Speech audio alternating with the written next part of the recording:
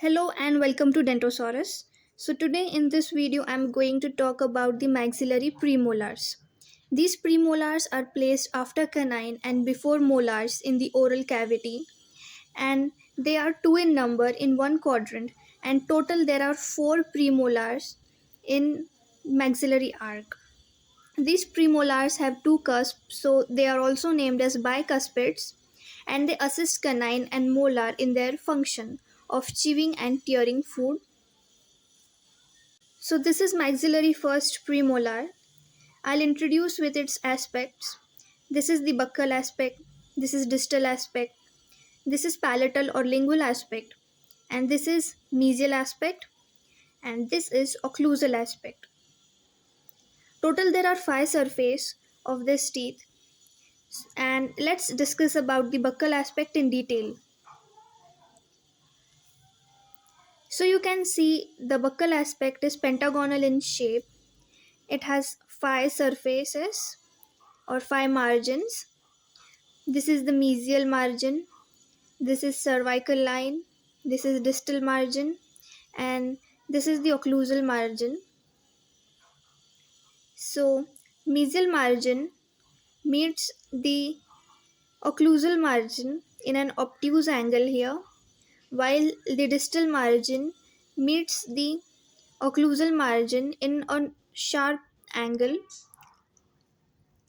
If you divide the crown into three portions horizontally, this is occlusal third, this is middle third, and this is cervical third. As it is near to occlusal margin, this is called as occlusal third, and this is middle, so this is called as middle third. So let's discuss about the occlusal third first. This occlusal third has a mesial slope and a distal slope. This mesial slope is longer than the distal slope, and this has some concavity in it, while the distal slope is straight and short. And when you divide the crown vertically in three sections, this is the distal third, this is middle third, and this is mesial third. So more portion is occupied by the middle third, and here a buccal ridge is prominent. I have highlighted the buccal ridge in blue color, and this is the most prominent part. Beside the buccal ridge are two developmental depressions. This is on the mesial side, so this is said as mesiobuccal developmental depression, and this is on the distal side, so this is distobuccal developmental depression. So this was about the buccal aspect, and this lingual aspect is pentagonal in shape, similar to the buccal aspect. It has five margins. This is the disto-occlusal margin, this is distal margin, the cervical line, mesial margin, and mesio-occlusal slope. So the distal slope is longer than the mesial slope, and distal margin and mesial margin are shorter when you compare it to the distal margin and mesial margin of buccal aspect.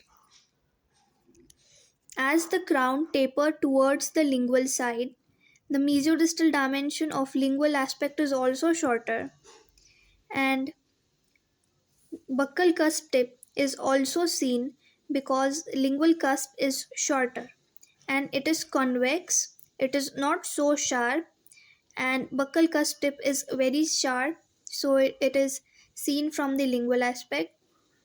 The lingual cusp is smooth from tip to bottom, and the lingual ridge is not so prominent, and it is smoothly curved from all the sides, so none of the side has a sharp point angle. This is mesial aspect, and from the mesial aspect the buccal cusp and lingual cusp both are visible. Also a cervical line is visible, the lingual ridge, which is not so prominent, and the buccal ridge is also visible. So when we talk about the shape of the mesial aspect, It is a trapezoid shape with its margins being the lingual outline.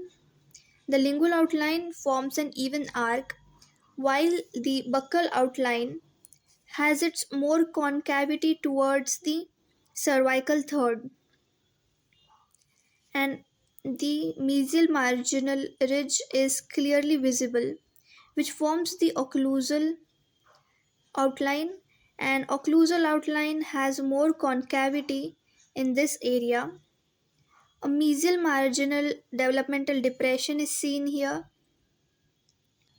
So, in the middle of mesial aspect, there is a mesial marginal developmental depression which continues beyond the cervical line. Distal aspect is remarkably similar to the mesial aspect as its shape is roughly trapezoid. It has a buccal outline and the lingual outline similar to the mesial aspect, and lingual outline don't have much curvature. This is the cervical line, which is not so curved on the distal aspect, and the distal marginal ridge is not placed more cervically and it has more length. The contact area is near to the junction of occlusal third and middle third, while there is no developmental depression on distal surface, and totally the area is smooth and convex.